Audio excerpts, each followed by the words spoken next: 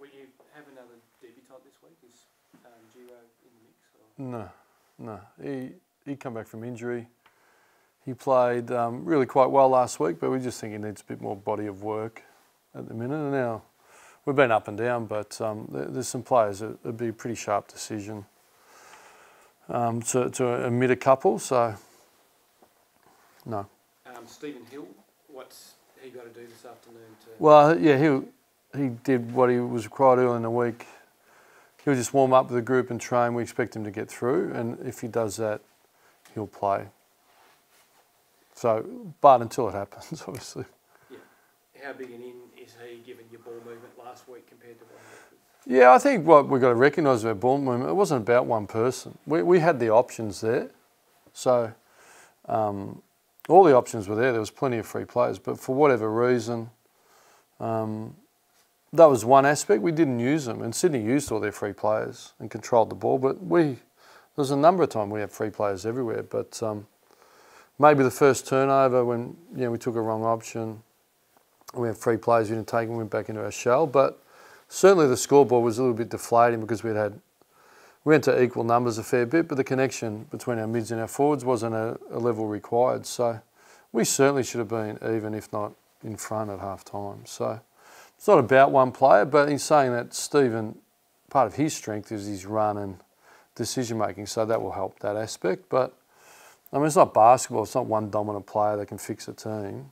It certainly is, football's almost your weakest link in a sense. Like your 18th or 22nd player is just as important as your best players in Australian rules. So we need everyone to be able to make those decisions because you can't give the ball to one person enough to dominate distribution. It just doesn't happen. But we think we'll be better for it in. Wilson will be better for the run. Luke Ryan just gets to play slightly differently in Connor. So it's an aspect we need to improve. But out of the back half, we scored really good percentages. It was really centre forward for a number of reasons. Obviously, they're very good at what they do too, Sydney. Ross, how's Joel Hamling tracking this week? Has he been able to do any training at all? Cleared his cog state. We'll train today. Expect him to train and play. So once they pass that cog state test early in the week, it's a really good sign. But if he was symptomatic in any way, we wouldn't play him. So we've picked a squad. They don't get finalised. Basically, we'll already be on the track or just about that time. So we'll be able to see how they go and then finalise things. So, we've got Kirsten in the squad that could come in and fill that role. It must be a relief, though, to have Joel at the moment looking like he would play, given the fact that you've got Ben and Jared as the task this week. Yeah, 100%. Yeah, I think until you get to them, you keep an eye on the background and a lot of noise around them. And, I've watched some footy, obviously, but Ben Brown's become a star of the competition and experience working with him in international rules. He was an amazing athlete and wonderful young man. So, and Jared Waite, I coached in 2000. So he was always a special athlete then as a 17-year-old father's son. And he's gone on to be a very, very good player and at his best. He ripped us the other year. So he's a beautiful mover. So, and Mason Wood, they're Talls and Zeeble, so they're quite potent. And then throwing Simpkin and Atley, and you can see why they're where they're at. So it's a handful down there. But again, we're going to have to put pressure on up the field, and we're going to have to use the ball better than we did last week. In terms of Shane, what have you seen from him in that move heading into defence for Peel Thunder? What have you been impressed by? Yeah, well, half the challenge is finding your spot in AFL football, and sometimes you get earmarked to something and it doesn't quite work. And look, we could play him forward. We're resisting it because he is really bought in and, in a sense, sees himself as a backman. Really, with Michael Johnson at the back end, obviously, he's been an incredible. I had Sam Fisher and Gilbert at the Saints, that 192, 194 super athlete that plays tall and small. And Michael Johnson, in my time from 12 to now, has done it as well as anyone, I think, in the competition, has been critical to our defence. So, that role needs to be taken up. We haven't got too many 196, 192 mobiles. So we've got Duman, who's that, Taylor, who's really coming along quite nicely. And we've got Shane Kirsten that we think could do that role. So it's a bit of competitive tension within to overtake that role, and there'll be times throughout the year that needs to occur. We just can't wait. You know, it's the next season, obviously. So he's excited about it. He's got a strong pan. He acknowledges it. Look, it might take me 6 to 10 weeks to get to that position where I can grab that role. So he's fully vested mentally into developing in that role. So it's quite exciting for Shane and us. Otherwise, you keep going along doing the same thing. It's not ideal for anyone. Then it's hard to keep that player up mentally if they're in and out and not quite fulfilling. He's got some wonderful tools like kick, run, speed, and his attitude to training is quite strong. So sometimes just finding your niche. I've spoken about it before. So Leo Barry was a bit like that, you know. So there's been some really great examples of the change happening. Where do you see Brendan Cox in that light? Then Ross, I know he's playing a different role at the moment, but yeah, no, he's a really talented forward, to be honest. I know we say he can play down back, but he's a bit of a zoning back. He's 99 kilos, 196. He's special decision maker, a very good decision maker, quite clean, strong, really good athlete. So he's got, if you see where Tabernar went to and what we're seeing in Cox early, Cox is already ahead of that. So he's just got to make sure he harnesses his work ethic and his appetite to stay focused, not be distracted, which is difficult. You know, if we benchmark ourselves against the society norms for their age group, I think we outperform, but there's some challenges there of just staying in. It can be injury. So yeah, we think he's quite exciting and on that front.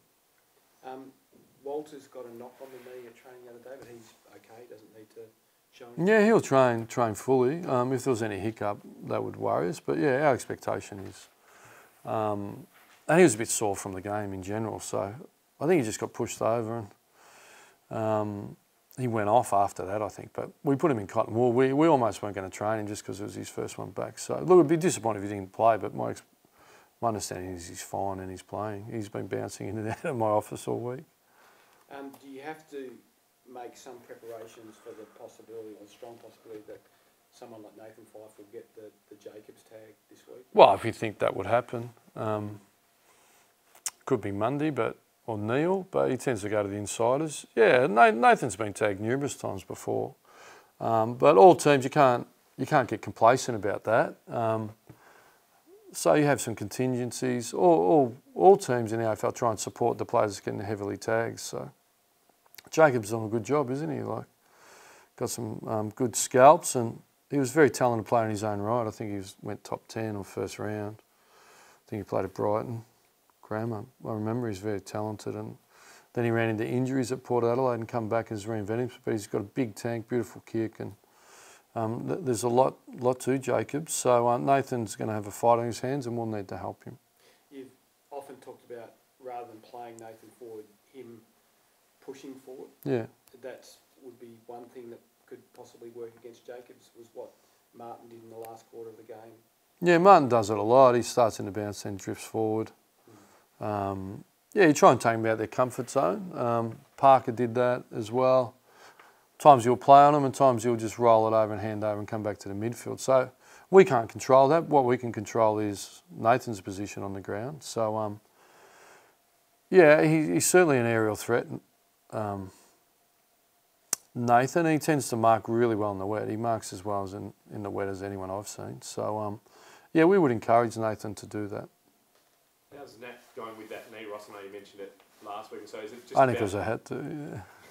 Is it just sort of protecting him during the week and making sure he's there again? Not really, just to clarify, and it's just a really minor ligament. It's not a major one. It's just, he just rolls and catches. So if that doesn't happen, he's 100%. So I think it's only happened twice in the last 2 weeks. So he always expects to train fully, but it happens. It just gets sore for a little bit. It's a little bit unique, but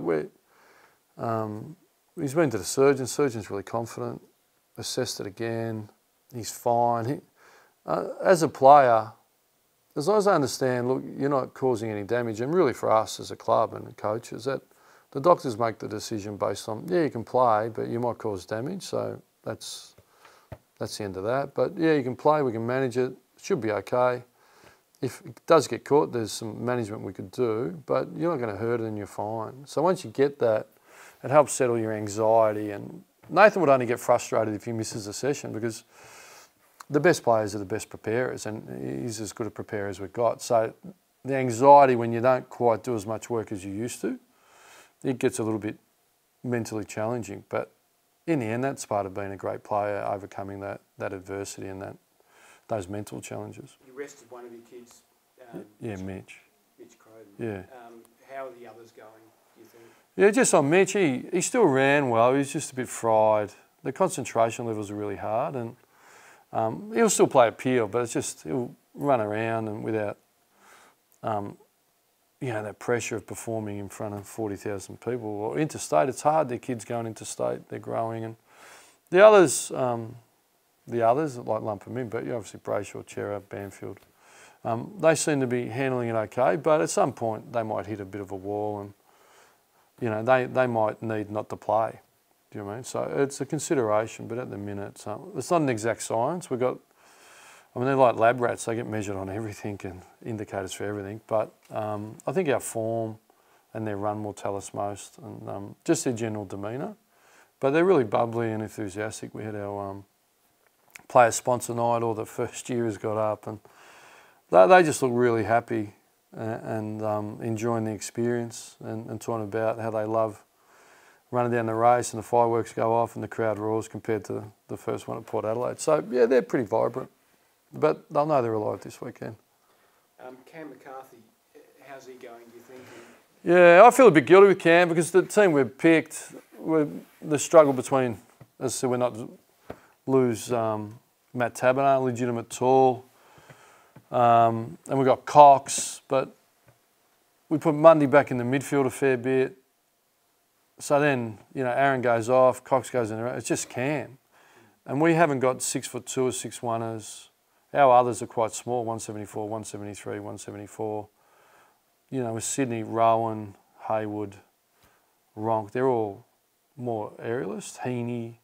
So I'll take responsibility for Cam not having a lot of support, and I think that just flags Mundy will play a lot more forward and support, or maybe a Kirsten comes in for that, potentially, if anything goes wrong. So we think with the support, when he's more freer and he's not feeling that pressure of being that spearhead and just that tall all the time, he then plays very good footy. So I think as a match committee, we probably missed that a little bit, and it's something we're conscious of going forward. Thanks, guys.